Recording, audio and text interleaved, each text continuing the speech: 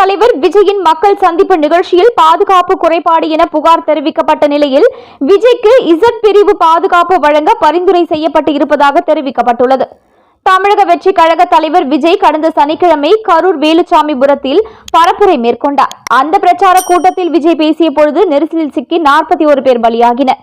தமிழகத்தையே உலுக்கிய இந்த சம்பவம் தொடர்பாக கரூர் மாவட்ட தலைவர்கள் தாவேகா பொதுச் செயலாளர் ஆனந்த், இணை செயலாளர் நிர்மல்குமார் ஆகியோர் மீது வழக்கு பதிவு செய்யப்பட்டுள்ளது. இந்த நிலையில் தாவேகா பொதுச் செயலாளர் ஆனந்த், இணை செயலாளர் நிர்மல்குமார் ஆகியோருக்கு முன்ஜாமீன் வழங்க வேண்டிய மனுக்கள் தாக்கல் செய்யப்பட்டது.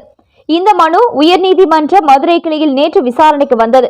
அப்பொழுது அரசியல் காரணங்களுக்காக பொய் வழக்கு பதியப்பட்டுள்ளது. சம்பவத்திற்கும் எனக்கும் தொடர்பில்லை. போலீசார் போதிய பாதுகாப்பு அளிக்க தவறினர். கூட்டம் நடத்துவதற்கேற்ப பெரிய இடத்தை ஒதுக்குமாறு எஸ்பியிடம் மனு அளித்தோம், ஒதுக்கவில்லை. கூட்டத்தில் சில குண்டர்கள் நுழைந்தனர். விஜய் பேசிய பொழுது காலணிகளை வீசினர். நோயாளி இல்லாத ஆம்புலன்ஸ் கூட்டத்தில் நுழைந்ததால் நெரிசல் ஏற்பட்டது. கூட்டத்தினரை கட்டுப்படுத்த அரசு இயந்திரம் தவறிவிட்டது. முன்ஜாமீன் அனுமதிக்க வேண்டும் என்று தாவேகா பொதுச் செயலாளர் ஆனந்த் தரப்பில் வாதிடப்பட்டது.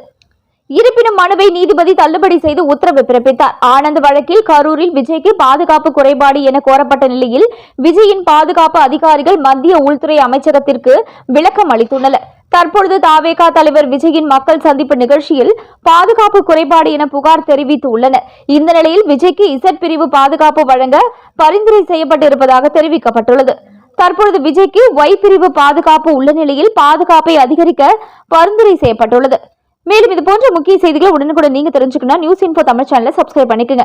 உடனுக்குடன் அப்டேட்ஸ்க்கு பக்கத்தில் இருக்கக்கூடிய பெல் பட்டனையும் கிளிக் பண்ணிக்கோங்க.